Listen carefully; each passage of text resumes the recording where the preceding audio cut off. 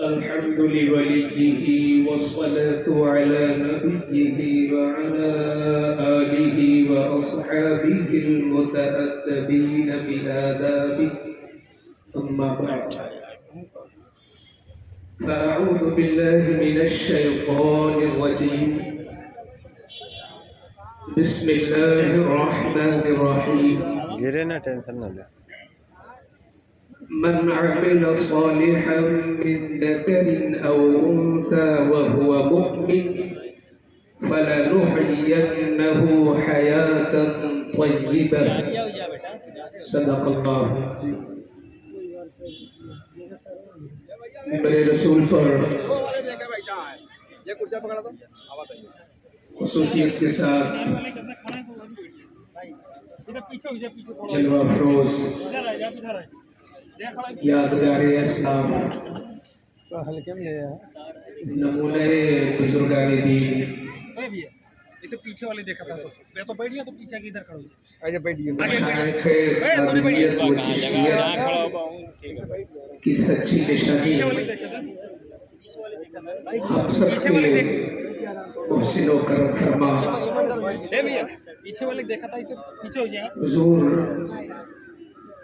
سیدی مرشدی آقا مولائی سرپا برکت و رحمت سید شاہ آل رسول اولاد رسول حضور سید اویس مصطفیٰ صاحب قبلہ مدذل علی و نورانی ہمارے اس مقبر پر کثیر تعداد میں علماء اہل سنت ائمہ کرام خصوصیت کے ساتھ ادیب شہیر عالم بے نظیر خطیب با کمال حضرت علامہ مولانا مفتی کمال اختر صاحب قبلہ شیخ الادب دارالعلوم چرا اور دوسری ہماری بزرگ ہستی معمار قوم و ملت پیکر اخلاص و محبت حضرت علامہ مولانا قاری جلال الدین صاحب قبلہ آپ سبھی احباب کچھ بولنے سے پہلے ہم سب لوگ مشترکہ طور پر اپنے آقا کی بارگاہ میں حاضری دیں اور دل کی زبان سے درود شریف پڑھیں اللہم صلی علی سیدنا و شفیعنا و طبیبنا و مولانا و ملجانا محمد معدن الجود والکرم و آلہ و بارک وسلم۔ وقت بہت ہی مختصر ہے اور بہت اچھا خطاب حضرت علامہ مفتی کمال اختر صاحب سے اپنے سماعت کیا ہے۔ میں حضرت کی جلوہ گری میں فیض لیتے ہوئے چند باتیں جو میں نے آیت پڑھی ہے اسی کی روشنی میں عرض کر دوں۔ اللہ فرماتا ہے من عمل صالحا من ذکر او انثى وهو مؤمن، جو مرد یا عورت نیک کام کرے مگر وہ مومن ہو، ایمان کی شرط کے ساتھ عمل صالح کرے، تو اللہ کا وعدہ ہے، فرماتا ہے مولا کہ ہم اسے ضرور اچھی زندگی عطا فرمائیں۔ آج اچھی زندگی کے لیے ہر ایک کوشاں ہے، عوام سے لے کر خواص تک، نیچے سے لے کر اوپر تک کوئی فرد نہیں ملے گا، بلکہ کسی قوم کا کوئی فرد نہیں ملے گا جو اچھی زندگی کی تلاش میں نہ ہو۔ مگر آپ کو معلوم ہے کہ اگر آپ کو فیض آباد جانا ہے تو رخ فیض آباد ہی کا کرنا پڑے گا۔ آپ اگر رخ کر لیں لکھنؤ کی طرف اور منزل ہو فیض آباد تو کتنی تیز اسپیڈ میں آپ کی گاڑی چلے، آپ نعرہ لگائیں، آرزو کریں کہ کاش ہمیں فیض آباد مل جائے، تو چونکہ آپ کا رخ لکھنؤ کی جانب ہے، آپ کیا سمت لکھنؤ بنا ہوا ہے، اس لیے آپ فیض آباد نہیں پہنچ سکیں گے کتنی بھی کوشش کریں۔ بلا تشبیہ جب ہم اچھی زندگی کی تلاش میں ہیں تو ہمیں سوچنا تو ہوگا کہ ہمیں اچھی زندگی نصیب کہاں ہوگی۔ आंख देखने से नहीं होगा, दिल में आरज़ू बसाने से नहीं होगा, हमें देखना होगा कि मेरा मौला मुझे अच्छी जिंदगी कब नसीब करेगा। लोग तरह तरह की कोशिशें करते हैं तरक्कियां करने के लिए, किस्म किस्म के हीले बहानों में मुब्तला है कि हम तरक्की कर जाए, अच्छी जिंदगी मिल जाए। मगर कुरान ने हमें बड़ा आसान नुस्खा दिया है कि अगर तुझे ईमान जैसा नूर मिल चुका और तेरा दिल नूरे ईमान से मुनव्वर हो चुका है, तो अच्छी जिंदगी चाहता है, तो अब तो तेरे पास जरिया बड़ा अजीम है, तेरे पास बहुत अच्छा वसीला मौजूद है। तू अगर मोमिन है तो अच्छी जिंदगी के लिए तुझे नेक अमल करना होगा। जब तक तू नेक अमल नहीं करेगा तो तेरी सारी कोशिशें बेकार होंगी, जाए होंगी, वक्ती होंगी, आरजी होंगी, तू धोखे में मुब्तला होगा। मगर तू अमले सालेह को अपना मिशन बना ले। जब से तेरी आंख खुले रात तक सोने तक हर वो अमल जो नेक हो, जिसमें मौला की रजा मिले, जिसमें अल्लाह की खुशी मिले, जिसमें मखलूक की खुशी मिले, खालिक की खुशी मिले, ऐसा अमल कर तो हम तुझे अच्छी जिंदगी देंगे। कुरान ने कैद नहीं लगाया कहाँ की जिंदगी, तो हम कह सकते हैं अगर एक मोमिन साहिब अमल हो जाए तो दुनिया में भी अच्छी जिंदगी पाएगा और आखिरत में भी जिंदगी पाएगा, उसकी अच्छी जिंदगी होगी। अच्छी जिंदगी, एक बुजुर्ग है हुजूर अबू बकर शिबली रहमतुल्लाह ताला अलैह, सैयदना जुनैद बगदादी के जमाने के, आप इरशाद फरमाते हैं, जरा हम तवज्जो तो करें, ये कसीर तादाद में आया हुआ मजमा, ये हमारी भीड़ लगाई हुई खवातीन, लोगों की निगाहें हुजूर के चेहरे मुनव्वर पर है, ये भी एक नेक अमल है। मगर मैं इस अजीम मौके से फायदा उठाते हुए बताना चाहूंगा कि एक बहुत बड़े बुजुर्ग ने कहा कि मैंने 4000 हदीसें याद कर लिया। मेरे उस्ताद 400 उलमा बने जिनकी बारगाह में मैंने बैठकर 4000 हदीसें याद की। मगर एक दिन दिल ने कहा, शिबली ये हदीसों का अंबार लगाने से क्या फायदा अगर तेरा अमल न हो हदीसों पर। जरा सोच तो कि तू किस हदीस पे अमल करना चाहता है। तो कहते हैं जिस दिन ये जज्बा जागा तो मैंने याद करना बंद किया, अब हदीसों को खंगालने लगा कि अमल किस पे करो। तो फरमाते हैं कि एक लंबा जखीरा था, जिंदगी मुख्तसर थी, इस पर अमल करूं कि इस पर अमल करूं। अचानक मेरी निगाह एक हदीस पर पड़ी। वो हदीस इतनी जामे थी, इस कदर जामे हदीस थी कि अल्लामा शिबली फरमाते हैं कि मुझे उसमें दुनिया की भी कामयाबी दिखी, उसमें आखिरत की भी कामयाबी दिखी। दिल ने कहा कि शिबली अगर तू इस हदीस को नमूने जिंदगी बना ले तो फिर क्या कहना, तेरी दुनिया भी रोशन है और तेरी आखिरत भी रोशन है। तो मैं चाहता हूं कि वक्त मुख्तसर है, वही हदीस बयान कर दूं। अगर वो हदीस अल्लामा शिबली के लिए काफी है तो हम फकीरों के लिए भी वही काफी है। हम पूरी हदीस पे ना सही उसके 2 जुमलों पर अमल कर ले। आज एक ही जुमले पे अज़्म कर ले कि एक आले रसूल की मौजूदगी में और इतने मुक्तदर उलमाए अहले सुन्नत की मौजूदगी में आज हम ये अज़्म पैदा करें, हमारे अवाम के लोग ये अज़्म पैदा करें कि आज इस पर हमें अमल जरूर करना है।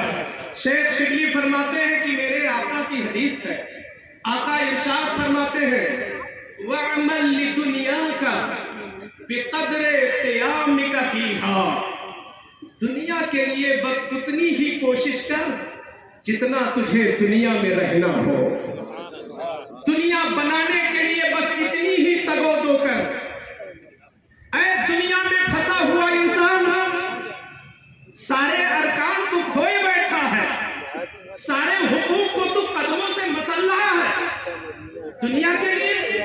सुन सुन ऐ गाफिल इंसान सुन, दुनिया उतनी ही मेहनत कर जितना तुझे दुनिया में रहना हो।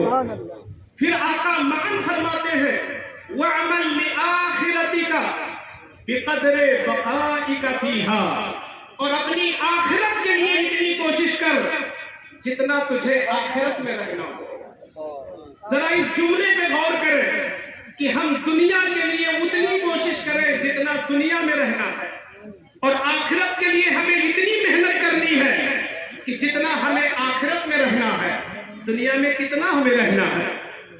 300 साल जीने वाली कौमें जा चुकी है जमीन को छोड़कर, 800 साल की जिंदगी पाने वाली कौमें चली गई इस जमीन से। हम आका की उम्मत है, हम आखिरी महबूब की उम्मत है। हमारी उम्र तभी कितनी बताई गई, 60 से लेकर 70 के बीच में, यक्का दुक्का होंगे 90, कोई कोई होगा 100 साल का, 80-85 बाज लोग पाएंगे। 60 और 70 के बीच की उम्र पाने वालों, तुम्हें कहा जा रहा है कि दुनिया इतना ही बनाओ जितना तुम्हें दुनिया में रहना है, और आखिरत के लिए इतनी कोशिश कर जितना तुझे आखिरत में रहना है। मैं पूछना चाहता हूं आखिरत में कितना रहना है? अरे आखिरत की कोई हद नहीं। रूह निकली, बरज़ख के बाद हम आखिरत में पहुंचे।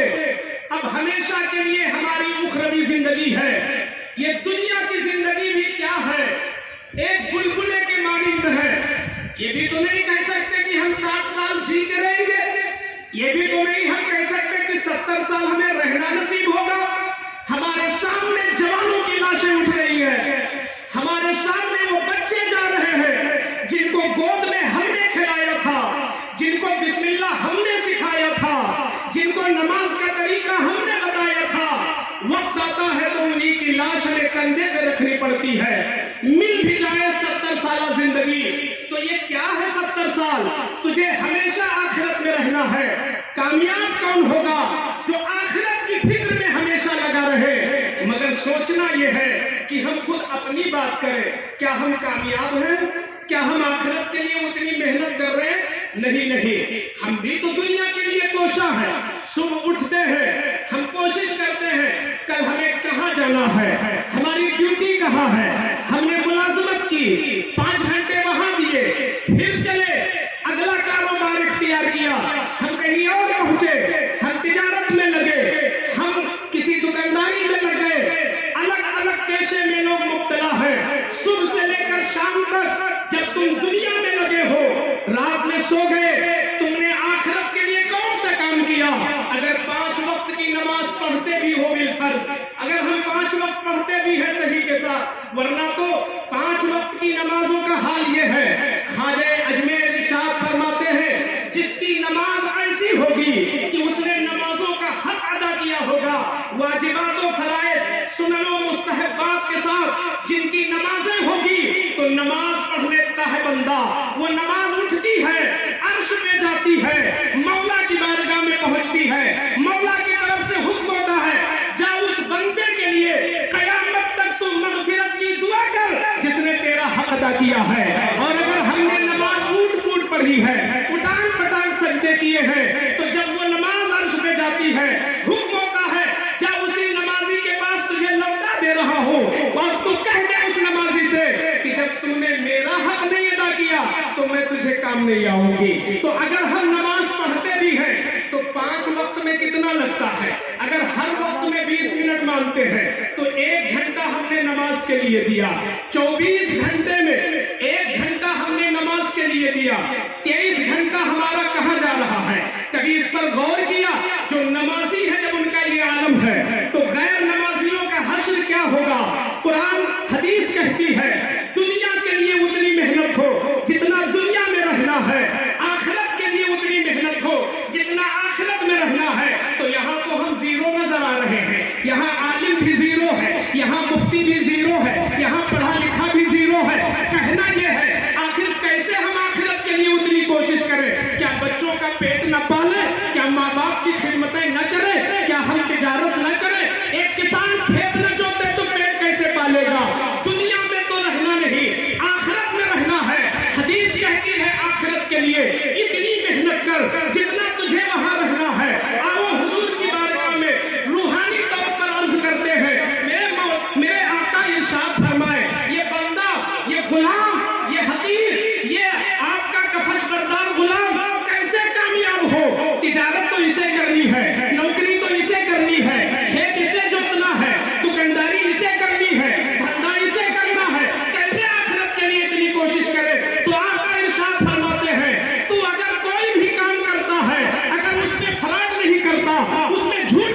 तोड़ता, उसमें किसी का दिल नहीं तोड़ता, उसमें किसी का हक नहीं मारता, तो तू खेत भी जोतना है अपने बच्चों की परवरिश के लिए, तो कब तक तू उठाया जाएगा, तो तू शहीदों के साथ उठाया जाएगा, वलियों के साथ उठाया जाएगा, नबियों के साथ उठाया जाएगा। शरीयत पर अमल है तो ये काम भी आखिरत ही के लिए, शरीयत पर अमल है।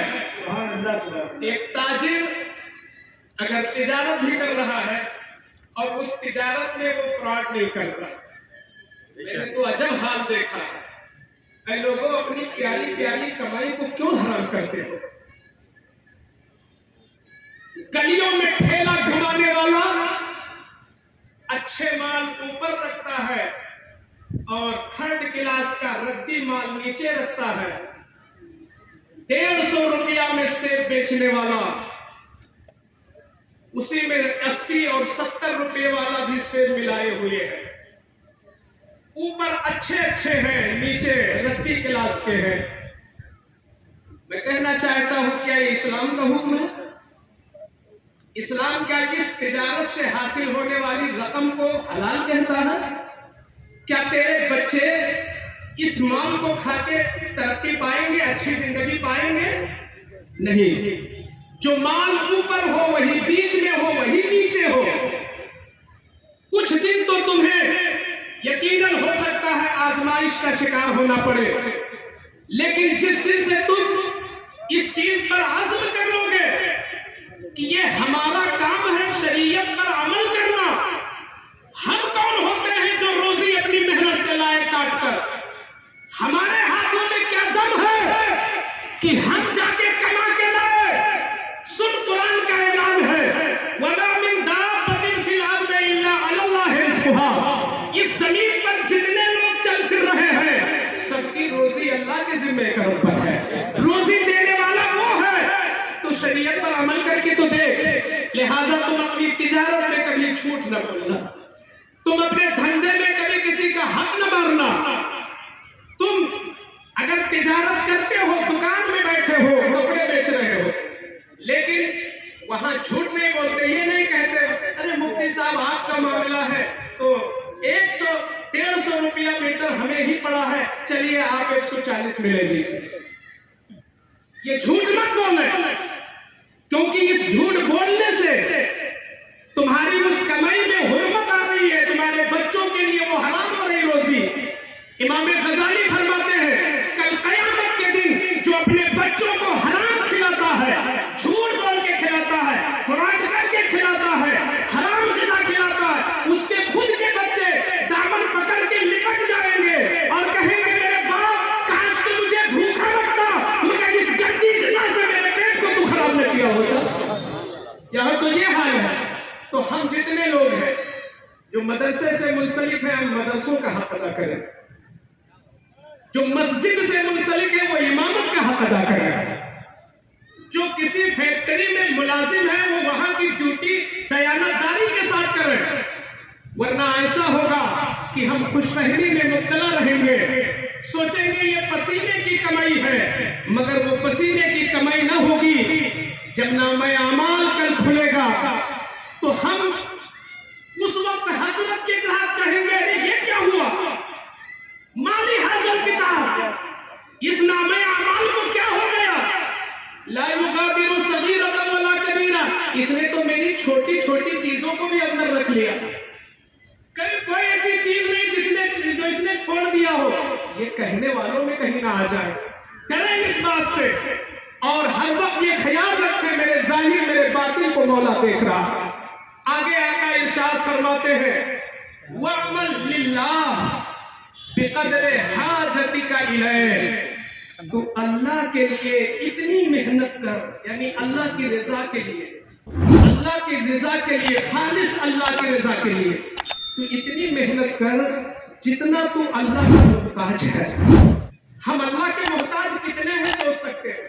अरे जो सांस ऊपर गई क्या आ जाएगी बगैर अल्लाह की रहमत के? जो सांस नीचे गई क्या ऊपर हम चढ़ा सकते हैं बगैर हुक्म इलाही के? जब हम हर सांस में अल्लाह के मोहताज हैं, एक सांस भी बिन हुक्म रब्बी के हम ले नहीं सकते, تو حضور تو فرماتے ہیں اللہ کے لیے اتنا کر جتنا تو اللہ کا محتاج ہے. اللہ کے ہم محتاج ہیں. ہمارے کام میں خلوص آنا چاہیے, ہمارے کام میں خلوص آنا چاہیے. خلوص کیا ہے؟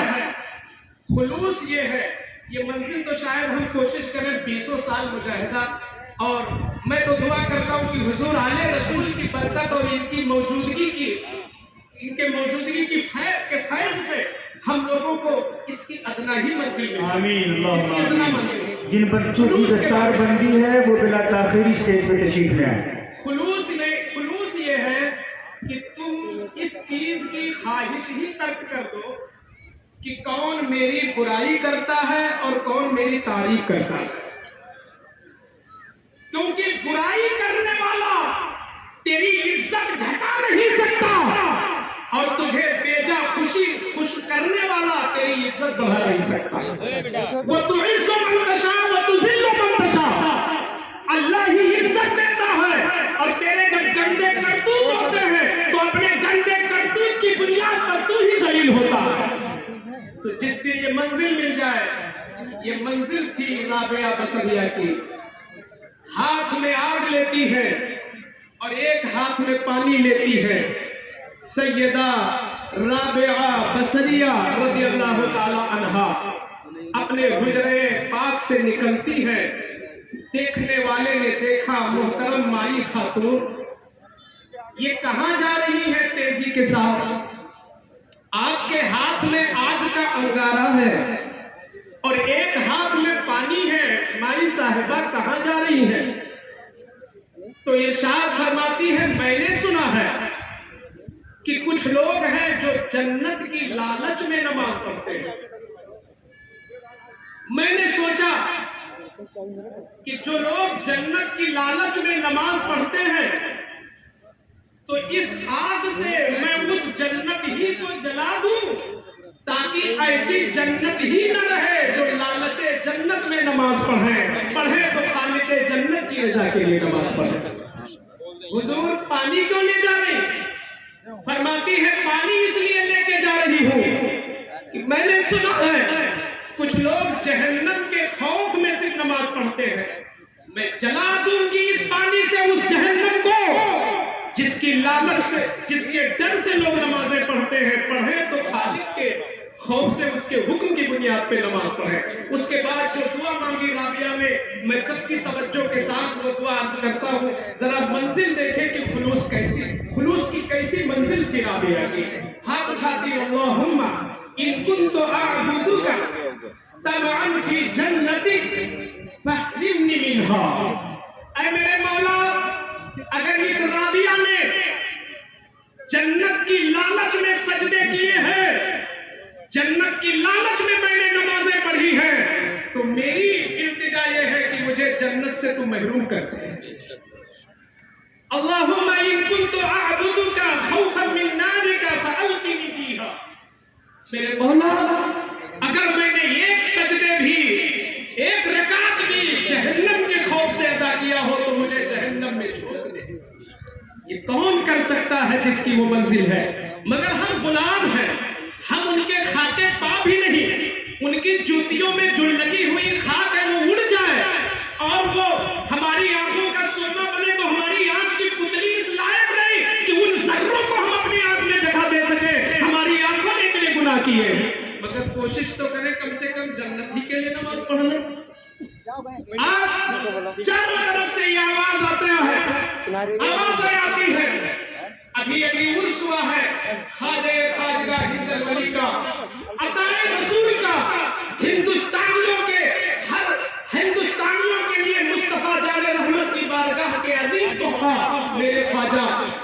آپ دیکھو ذرا 40 سال تک انہوں نے عشاء کے وضو سے فجر کی نماز پڑھی تھی, تو کبھی غور کیا مطلب کیا نکلا؟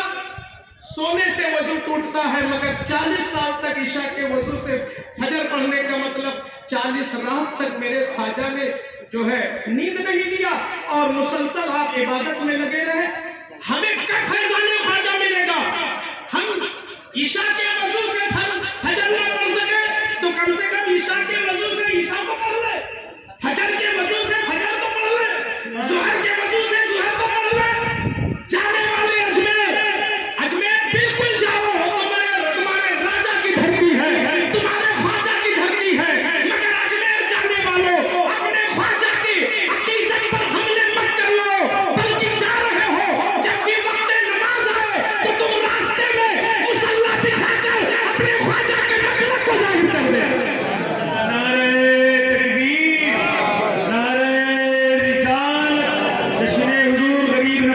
کانفرنس دارالعلوم گلشن حبیب آمد حضور رئیس الادقیہ وارث علوم حضور فاتح بغلام. سبحان اللہ سبحان اللہ. میں حضور کی طرف سے یہی پیغام دے کے جانا چاہتا ہوں، نمازی ہو جائے، ہم لوگ پکے نمازی ہو جائیں. اور قرآن نے یہی کہا جس دن اس کا دامن تھام لیں گے تو اور برائیاں بھی نکل جائیں گی.